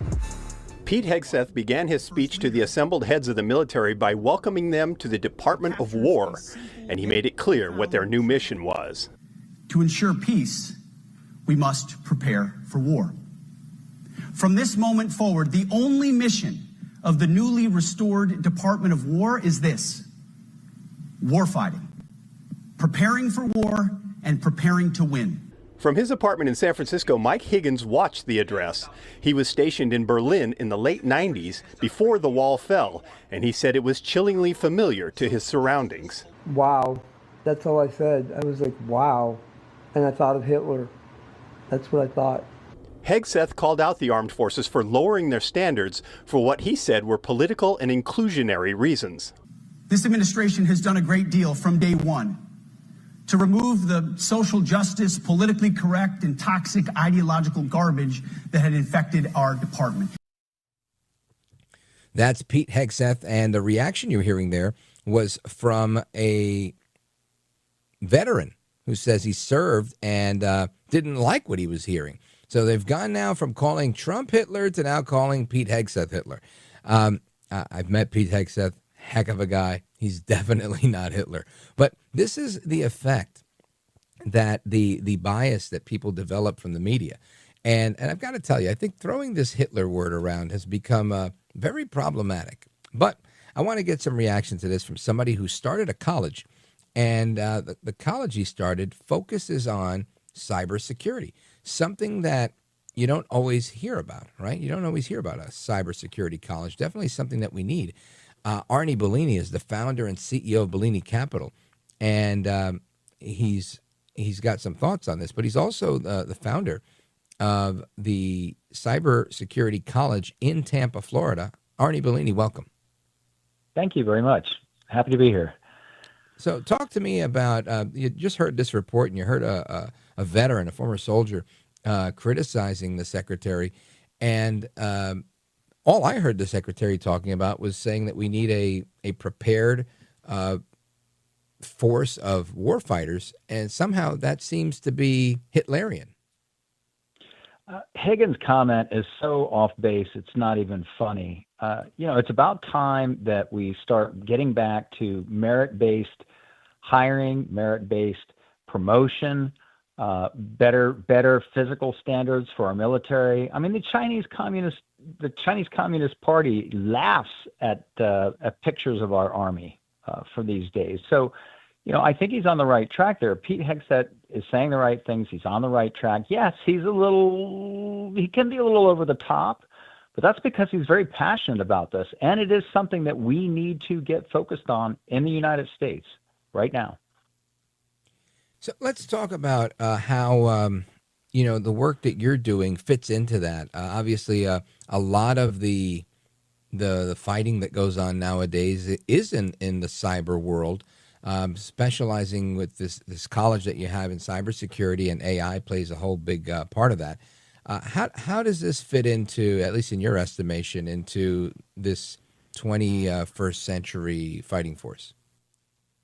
Well, if you look at all the DEFCON levels, every single DEFCON level is about intelligence gathering. And the way that you gather intelligence these days is cyber espionage. Now, Pete Hegseth mentioned cyber espionage one time in his 35-minute speech. And maybe that was on purpose because, the United States is the best at it. Israel's in the second position, then comes Russia, then comes China, then comes North Korea. So, we have great capabilities there. And every DEFCON level, you're gathering intelligence. It plays the most important part in our military these days.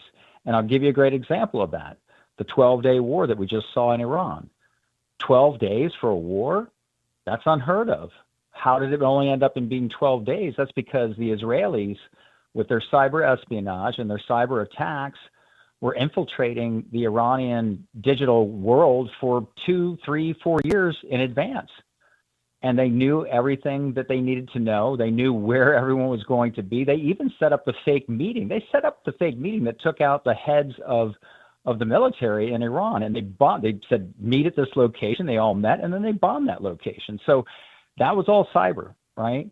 And the other thing I'd say is that, we are already in World War III. It's not a kinetic war. It's a digital war. It's a cyber war, and it's never going to end. It's just never going to end. So we've got to get serious about cybersecurity, and that's why Lauren, my wife, and I donated $40 million, now $45 million, to create the Bellini College of Cybersecurity and Artificial Intelligence, because we're going to use the two in order to create great defense and great offensive weapons for the United States of America. Talk to us a little bit about what that looks like, Arnie. Well, what it looks like is, first of all, it looks like workforce development. Right now, there are 700,000 cybersecurity jobs in the United States that are going unfulfilled because we don't have enough professionals. We also don't have enough education in that area, and the education that we have is too expensive. And so we're going to change all of that at University of South Florida. So all of that changes now. We're creating a whole new learning platform to teach cybersecurity to students and create as many cyber warriors as we can. There's also 5 million positions worldwide that are going unfulfilled in cybersecurity. And as I said, it's the most important asset that we have. And if you think about it, it's the least expensive asset that we have, right, for defending and for offensive operations. I mean, digital warfare is not the same cost as kinetic warfare, right? We don't need bombs. We don't need missile launchers. We don't need submarines. We don't need any of that. We need cyber warriors. We need trained people. And that's what we're getting busy doing at University of South Florida. Outstanding. Folks, we're going to continue this conversation and see exactly what that looks like, what this education looks like, and how intense this cyber warfare is when we come back with our guest, Arnie Bellini, founder of the company Bellini Capital. As he mentioned, him and his wife donated $40 million to start the Bellini College of Cybersecurity and Artificial Intelligence in Tampa, Florida, and with partnership at USF. So we're going to get into that straight ahead. Of course, your thoughts, calls, and reactions are also coming up. 833-482-5337, 833-4-VALDEZ. Don't go anywhere.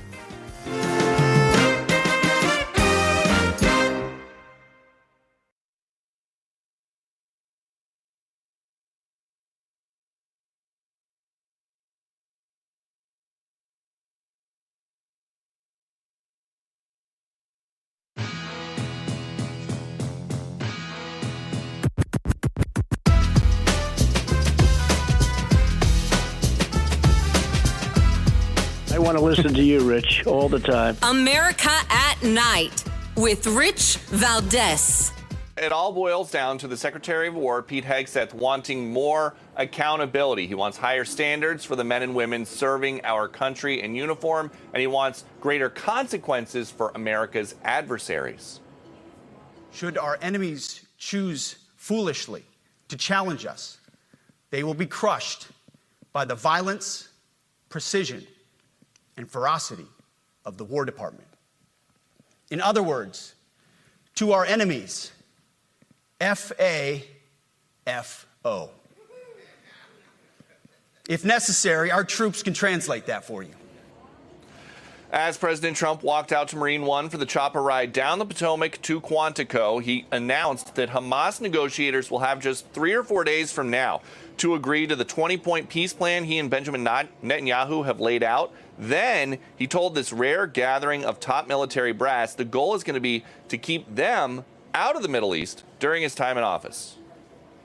Everybody wants to be on the board of peace, and we're going to watch over that very volatile part of the world and keep it non-volatile so you don't have to get involved. We want to save you for other things or save you for nothing from that standpoint. We don't want you fighting wars, but if you have to, you're the most lethal fighting force in the world.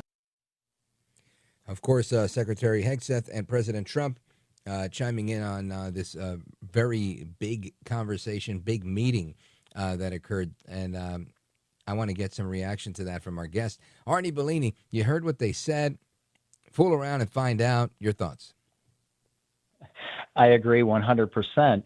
It's an important time in American history. When you think about where we are, right? You've got the United States economy at 30 trillion. You've got China at 17 trillion. And, they're challenging us. They're challenging us economically. They're challenging us technologically, and they're challenging us militarily. And we just can't have that. There's no good thing that will come from China overtaking any additional part of the world. We all know that it's only a matter of months or several months probably before they launch and try and take Taiwan. And I think that's what a lot of this is a response to, where basically this is a big deterrent against China. And Pete Hegseth even said it. He said it in his speech. He's like, it is all about our adversaries challenging us, but they're really talking directly to China. We're talking directly to China with regard to tariffs. This whole tariff war, a whole huge strategy there is to isolate China and to cripple their economy. Why? Because they've been very vocal about what they intend to do. They've been very direct about what they intend to do in the world. And look, we just found, just last week, within the last 10 days, we unveiled a huge China attempt at hacking the United States. When the United Nations Assembly was together, we learned that they had hundreds of SIM servers and hundreds of SIMs cards. The whole goal there was to take down the entire New York City communication system and cell towers. And they would have been able to do it had we not caught them. And that was all Chinese Communist Party backed hacking. And even as recently as maybe a month before that, China backed hackers broke into Microsoft SharePoint and downloaded and got a whole bunch. They broke into the Department of Energy's information about our nuclear arsenal and our nuclear locations, silo locations. So, the new war, as I've said, it's all digital. It's the best thing you can do if you want to protect your nation state is to be very good at both cybersecurity and cyber espionage. And so we've got plenty of examples. In fact, we have found 10 different contracts the Chinese Communist Party has put out to technology companies in China to hack the United States. So there's no secret here. There is no secret, and it will never end. It'll never end because this is going to be, if you're old enough to remember Mad Magazine, spy versus spy, that's what we're talking about. It's always going to be spy versus spy. One spy outsmarting the other, and then the other outsmarting the former. So it's always going to be that way. Arnie Bellini, CEO of Bellini Capital and the founder of the Bellini College of Cyber Warfare and, of course, AI. Let me ask you about the idea that we have TikTok in America. A lot of people take exception to this. President Trump was the first one to take exception to it, saying, hey, look, it's got to be an American company that's the majority stakeholder because otherwise we're just, sleeping with the enemy over here. But I've spoken with other people that have really said, China doesn't even allow TikTok in the way it operates here to operate in China.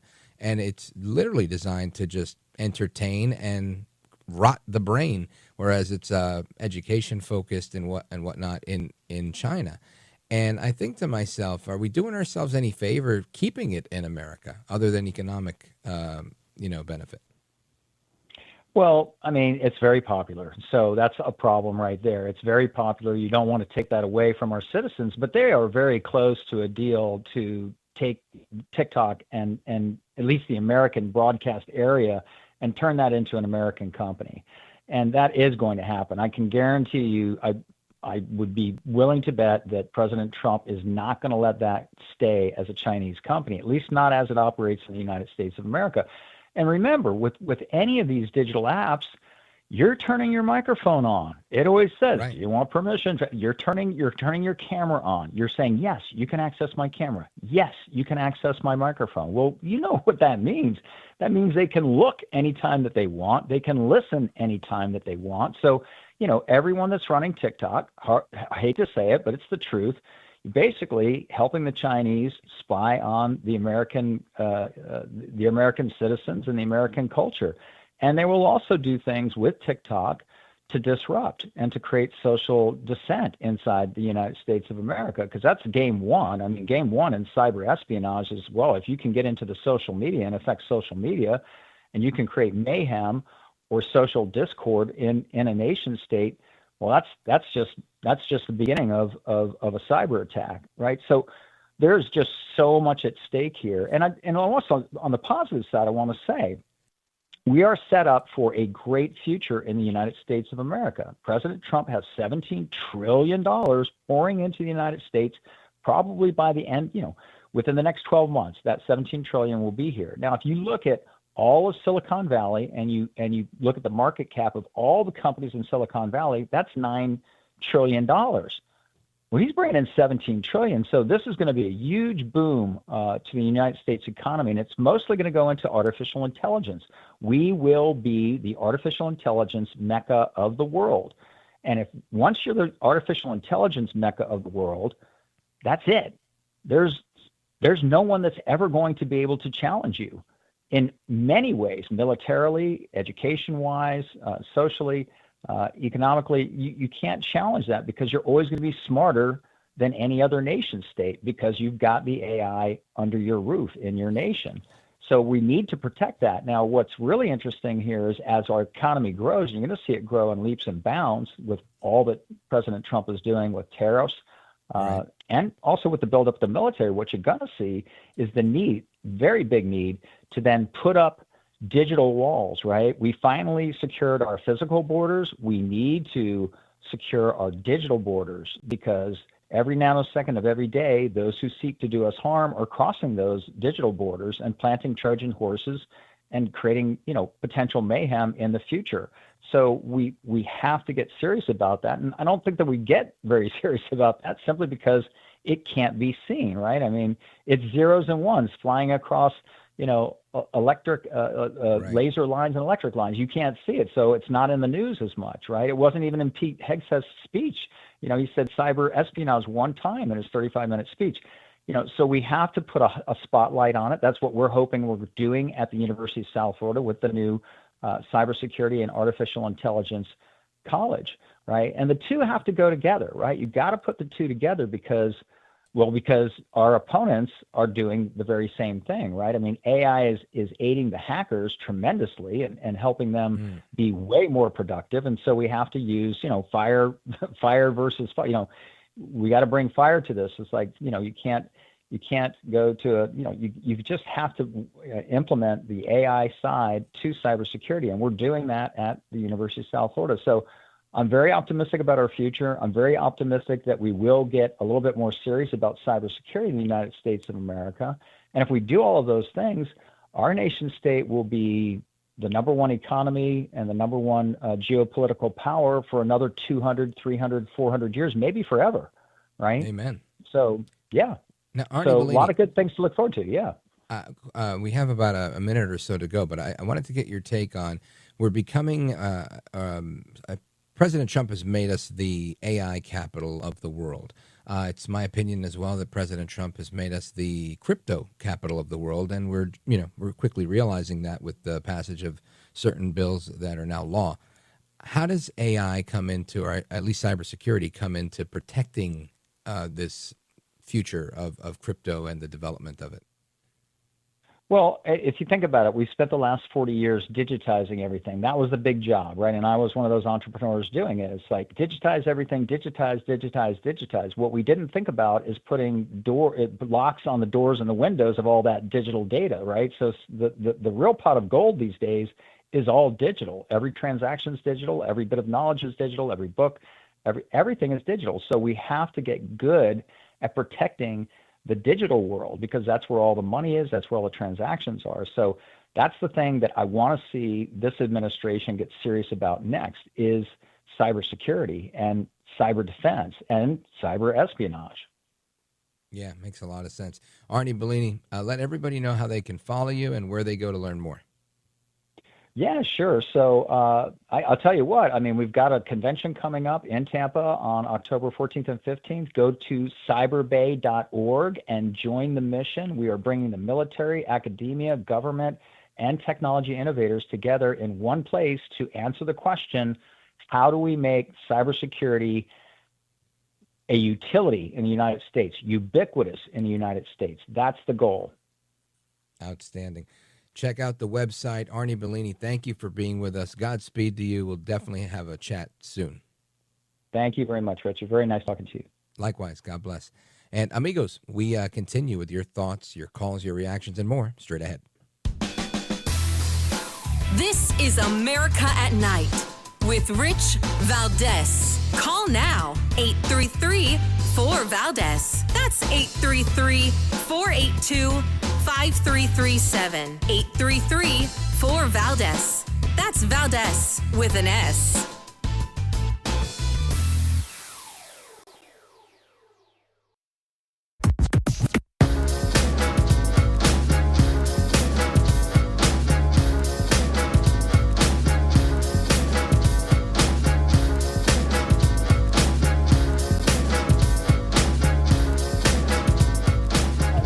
Call now, 833-4-VALDEZ. That's 8.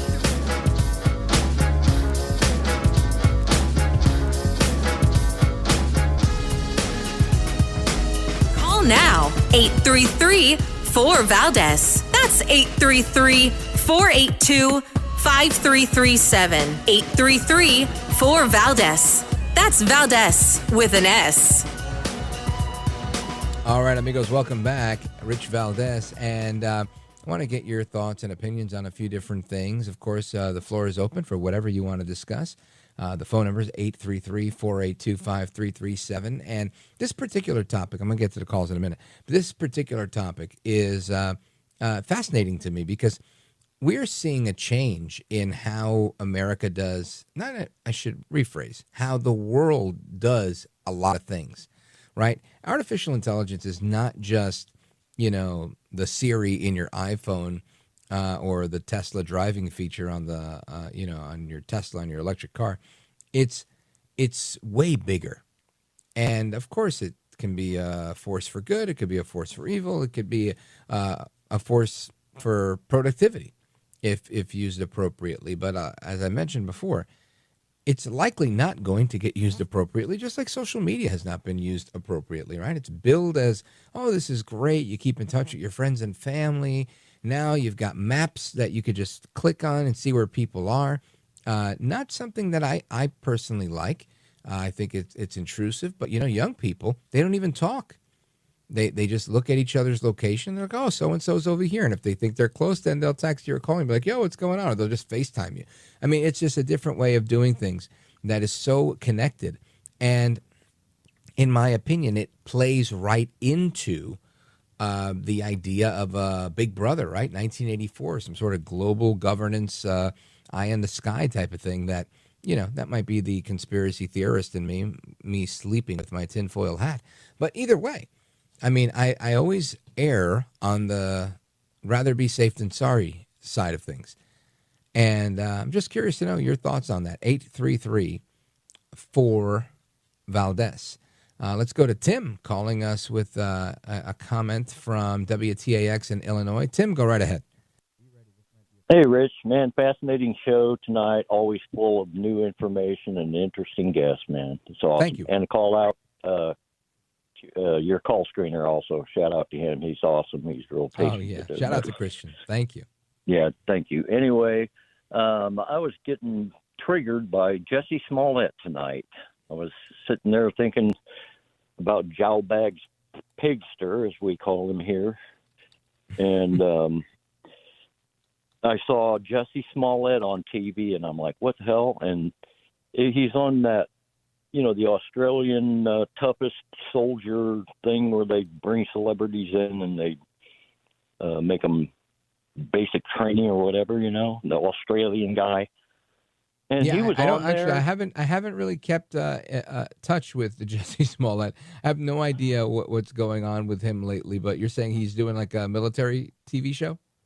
Yeah, he's trying to, as a celebrity in one of those shows, to see if they can make it through the boot camp thing and become, Anyway, he is on TV still saying that he was totally innocent and he got beat down that night. And that nobody knows about that. He's a Chicago guy that said he got beaten up by these two guys, and they found out he paid the two guys. Oh, that I know. And Yeah. everything. And he got caught, and he got in trouble, and then he got out of trouble. It's amazing the stuff he's been through. And that Australian dude he's not going to get away with lying to him, because by the time this is over with, he's going to be, and he failed miserably tonight. It was embarrassing and sickening, and oh my God. Anyway, it just got under my skin because that Chicago's my birthplace. What he did cost so much money, and detectives were pulled off of cases so that they could investigate that whole thing. And he got off with a feather slap on the wrist as far as Illinois is concerned. And social media is going to be brutal on him. I'm praying for him to be okay. I'm praying for him to just come out on that show and say, okay, I lied. Because if he did that, I would forgive him. If he said, all right. We'd all love that, I lied. right? Yeah, I'm a Christian. I'm a Charlie Kirk Christian. I would say, thank God, That's why I pray for people that like him, because if he does come, if my prayers help him come to God, then absolutely, brother, we forgive you for lying and doing all that, and, get it out of your system. Now you've seen the light. Ultimately, we've all done it too, right? And somebody once told me, and it stuck with me, I can't hate you for sinning differently than I do. And that's a fact. And that's got to be the way we look at things. I appreciate your call, brother. I got to take a pause here. Tim in Springfield, thanks for your kind words. WTAX in the building. Amigos, I'm coming right back. This is America at Night with Rich Valdés.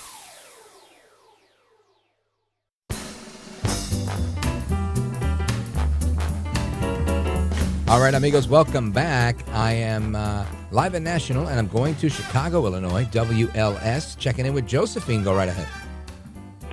Yes, whatever she was talking about, it's probably the program on 560. They have a continuation of his program. They talk about him every day. 560 I from 11 see. Yeah, his radio show. From 11 to 1 on AM. Well, thank you for that. I appreciate And we got, Richard, I'm from Poland. We got immigration problem here. In Poland, we got problem with Ukrainian and Belarus. They sending all the bad people. They stop it a little bit, but they still doing it, and they got everything. If you go to emergency, they are first, and they don't even appreciate. You know who was Sean Thompson was only one talking on the Bandera people. They kill like 200 people. They torture them. I haven't been apprised of that. I have no idea what that's all about. But I can tell you, in most countries, even America, illegal aliens typically will use the emergency room as their primary source of medical care because they don't have a regular doctor. So I'm not surprised by that. Josephine, thank you for your call. I appreciate the information. Shout out to WLS. Amigos, you know how I do it. Hasta la próxima. Take care. Good night. God bless you, America. I'm Rich Valdés.